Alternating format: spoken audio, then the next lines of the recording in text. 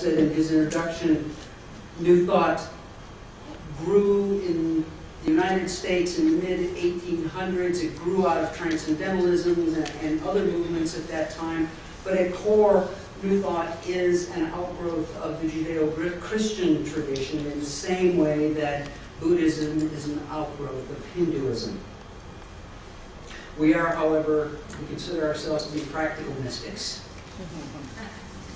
Practical mystics, seeing the writings of the Judeo-Christian Bible not as literal, inerrant truth, but as a wonderful metaphysical textbook for living a life in balance and harmony with one another and in unity with all of life.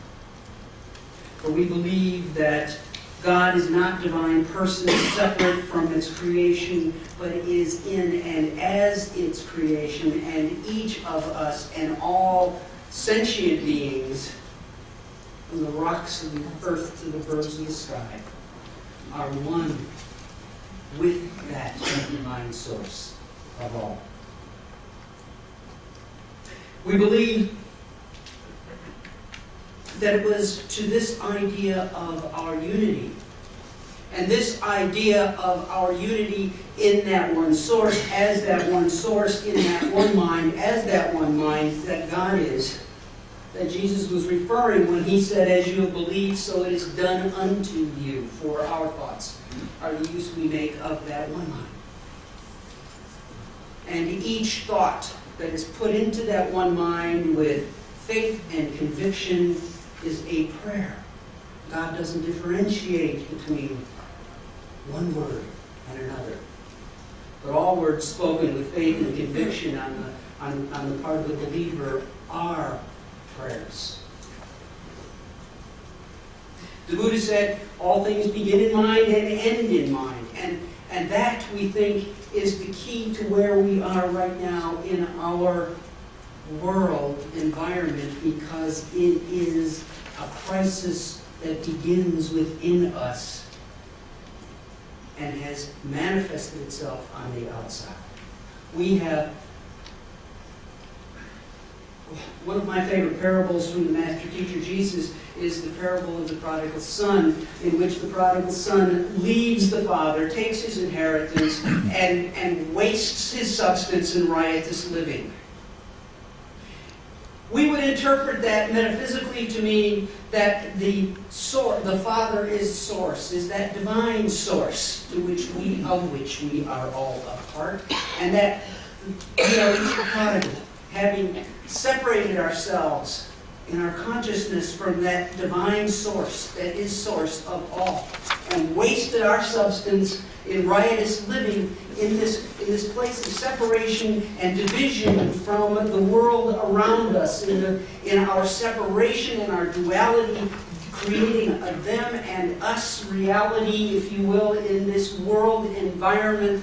We have become exploiters and dominators of an environment of which we are a part.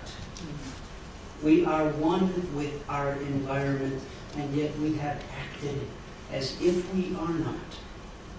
And it is that consciousness of our separateness that has created what we see around us in the global crisis. And so as we begin to shift our perception and know that we are truly one with it and one of it, that it is us and we are it, we begin to understand that as we shift our perception, as we know that truth, that we are one of, not separate from, our environment. Ours is not a position of domination and exploitation, but of stewardship and partnership and caregivers. Ultimately, solving the problems of our environment is about each of us taking responsibility for being the living presence of God in our lives and living our unity with it. The crisis in the environment is not outside us, it's inside us. Peace on earth begins with peace with earth. And it begins with peace within ourselves and we shift our perception to see our unity with all things, we make the shift necessary for the healing of the environment. It's that simple.